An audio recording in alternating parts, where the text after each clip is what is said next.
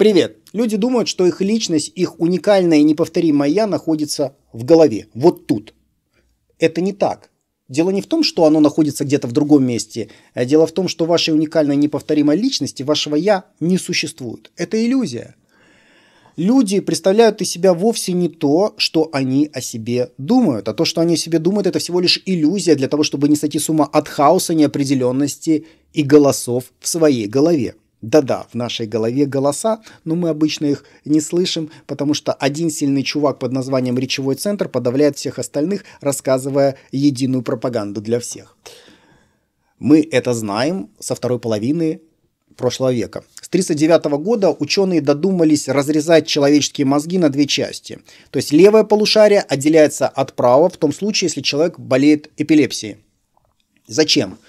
Потому что очаг возникает в одном полушарии, перекидывается на весь остальной мозг, и вот кто-то додумался, давайте мы разделим левое и правое полушарие, чтобы припадок эпилептический не был таким жестким. Сказано, сделано, это действительно помогло, но вот возникла такая вот побочечка неожиданная, которая шокировала всех, которая полностью поменяла представление про нейробиологию и вообще суть человеческого сознания. Оказалось, что в вашей голове находитесь не только вы один, но еще множество других вас, которые спорят друг с другом за контроль, за власть над вашим телом. В обычной ситуации вы это не замечаете, только если вы не псих. А если вы это замечаете, то тогда за вами приезжают специально обученные ребята и возят в специальные места. В общем, вы это не замечаете, потому что все части мозга согласованы, между ними есть связь, и все подчиняются единой пропаганде. Все подчиняются одному общему сигналу. Даже если они не согласны, они затыкаются для того, чтобы было единство. Это хороший подход для системы, потому что рассогласованная система менее эффективна, чем согласованная система.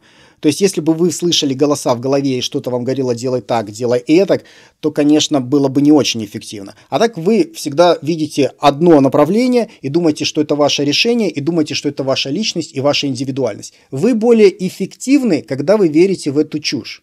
Почему это чушь? Прежде чем мы перейдем непосредственно к опытам, нужно объяснить два ключевых механизма работы нашего мозга. Первый механизм – это специализация, второй механизм – это асимметрия. Специализация.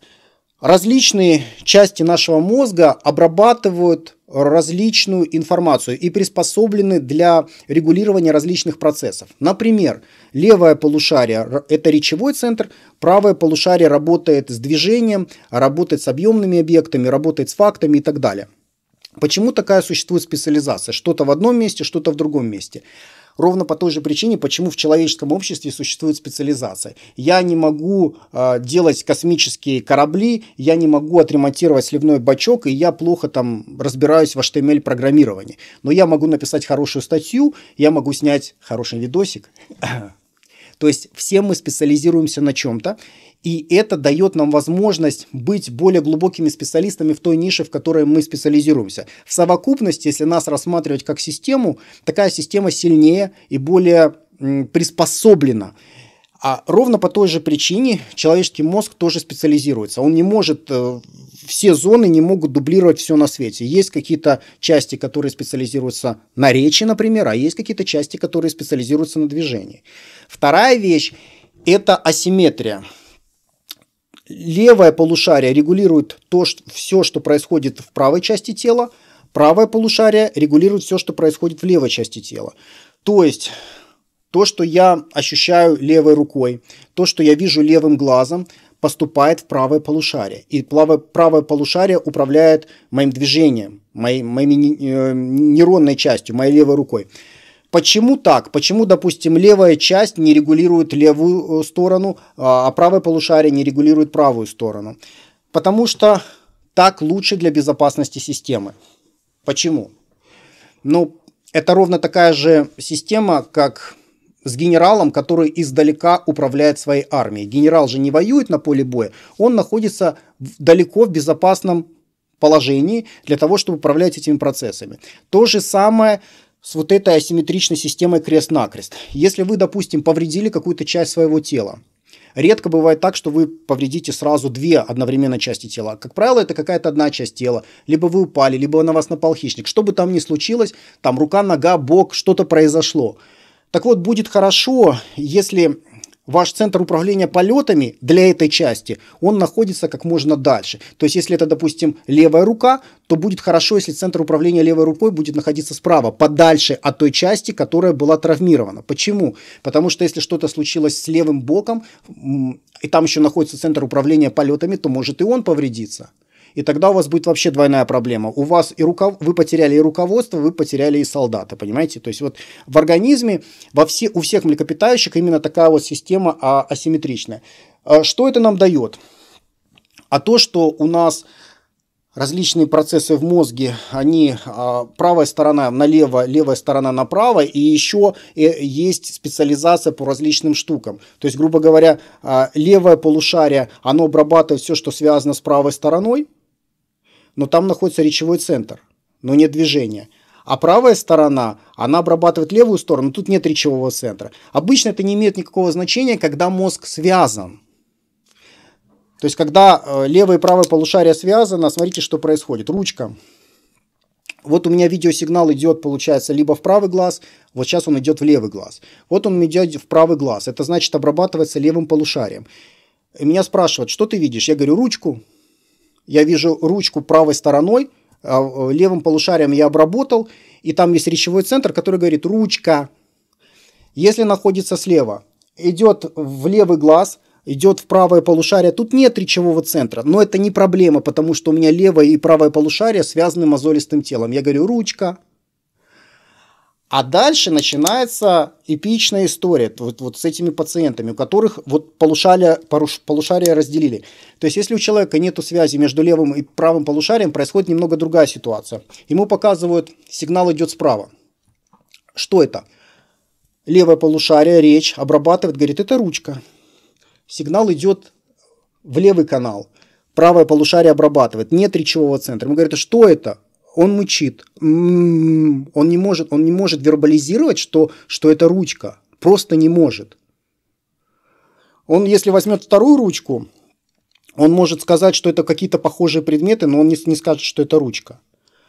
Более того, он не может сказать, в правой части нет речевого центра, но в правой части есть зоны, ответственные за движение. И это значит, что он, допустим, если видит руку слева, то он левой рукой он может эту ручку нарисовать на листе бумаги, но он не может сказать.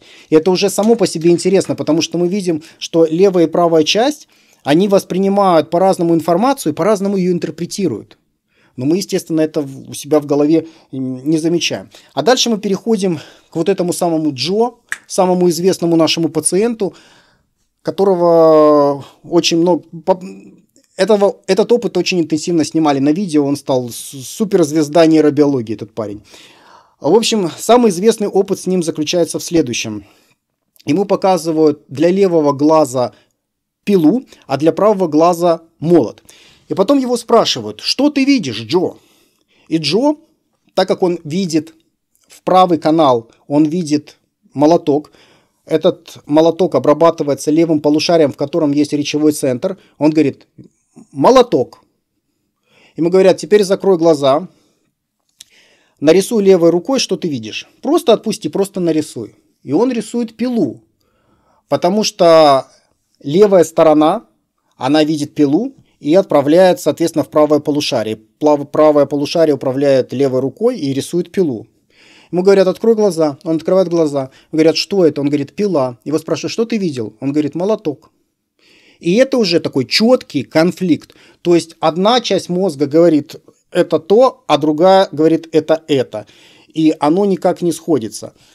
И это удивительно, потому что мы привыкли воспринимать свое сознание, себя как нечто единое целое, а на самом деле оно ни хрена не единое целое. То есть есть различные взгляды на те или иные вопросы, которые между собой спорят. Например, у человека, у которого разделено мозолистое тело, его спрашивают, кем ты хочешь быть?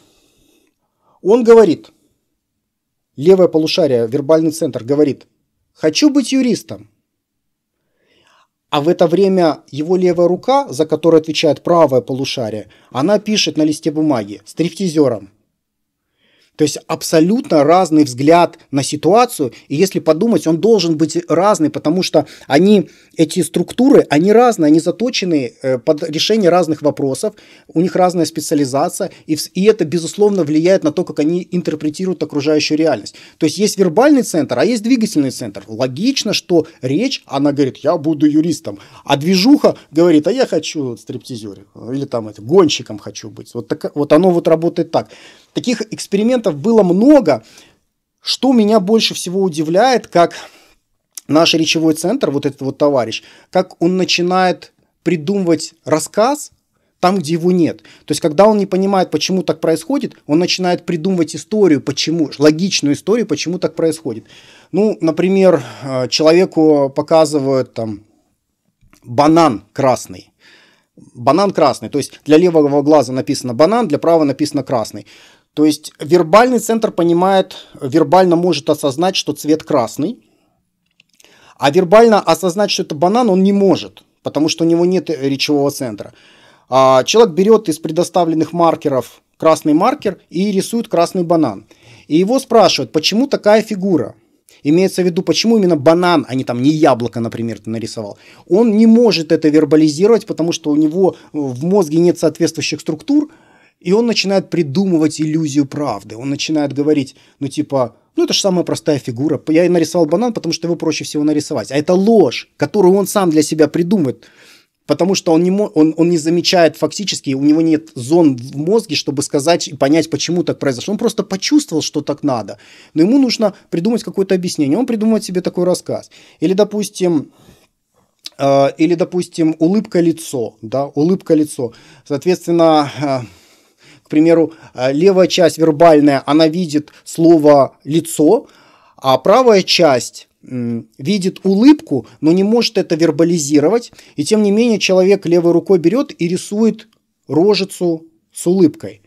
Его спрашивают, а почему так? Имеется в виду, почему с улыбкой нарисовал. Он говорит, что вы хотели от меня, чтобы я вам какую-то кислую физиономию, что ли, нарисовал? То есть он, не задумываясь, на автомате, вербальный центр начинает придумывать истории. То есть это никак не связано с истиной, это никак не связано с реальностью окружающей. Но очень важно придумать какую-то красивую историю, чтобы она выглядела правдоподобно. И это, конечно, шокирует, потому что, по большому счету, это то, как работают наши мозги.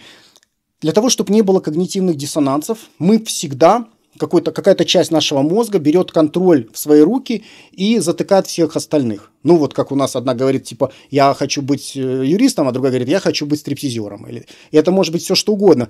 То есть рассогласованность жесточайшая, но вербальный центр озвучивает вербально, что и как он делает, и придумывает историю, почему он это сделал, и все остальные заткнулись, и в рамках этой пропаганды пошагали вперед. Так и должно быть.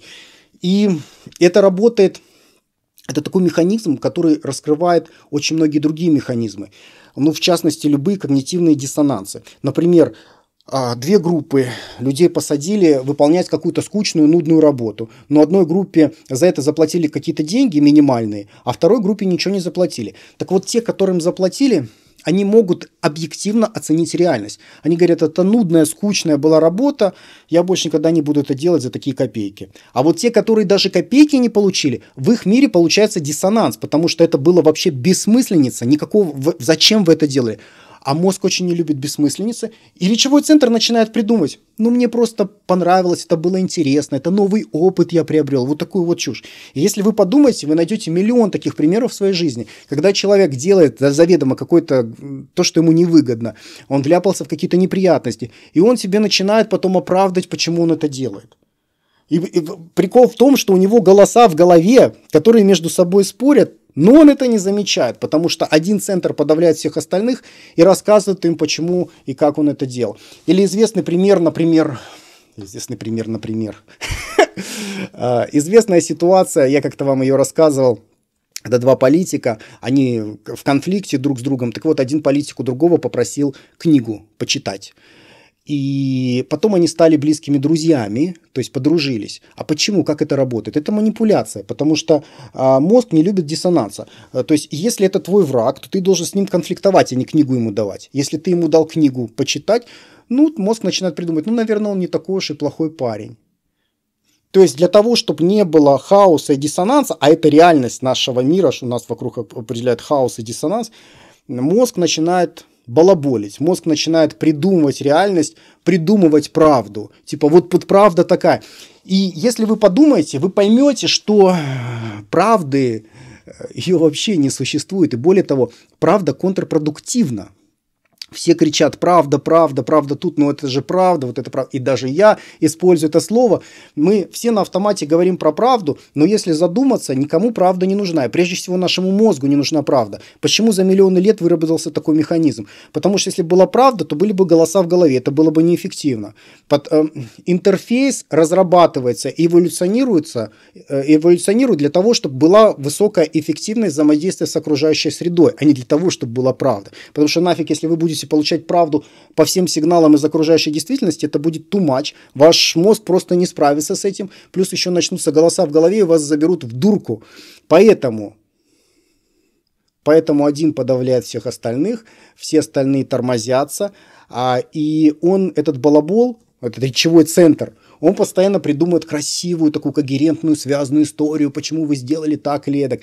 И если подумать, это на всех уровнях в человеческом обществе. Это ж не только у вас в голове происходит такое придумывание каких-то красивых историй. Вся наша цивилизация построена на сказках и историях. Любой институт человеческий возьми, там нация, государство, деньги, законы, все что угодно абсолютно. Это же интерсубъективное убеждение, этого не существует в реальности, но из-за того, что мы в это придумали, это становится нашей реальностью. Это стало для нас правдой. Потому что правда – это то, что ты назвал правдой. Это никак не связано с объективной реальностью. Вот такая вот сегодня интересная история. Я надеюсь, вам тоже было интересно так же, как мне. В следующем сюжете я могу вам рассказать либо про самые последние новости за 10 лет из бодибилдинга, и что поменялось, какие сейчас схемы считаются научно самыми классными для того, чтобы тренироваться. Либо могу попробовать вернуть вашу веру в человечество, рассказав про один шокирующий эксперимент. Не буду подсказывать. В общем, решите, что вы хотите больше. Напишите мне, пожалуйста, в комментарии. Хочу вам напомнить, что у меня есть мой телеграм-канал, где я выкладываю интересные статьи. И также там есть 2 бесплатные программы тренировок. Одна для тела, Full Body 90, и одна для мозга Neuromax 90. Обе программы на 90 дней подойдут тем, кто хочет начать, но не знает как. Если хотите, тогда вот, пожалуйста, ссылки там в описании. Добро пожаловать. У меня на сегодня все. Спасибо за ваше внимание. Я желаю вам удачи, успеха и да пребудет с вами сила, друзья.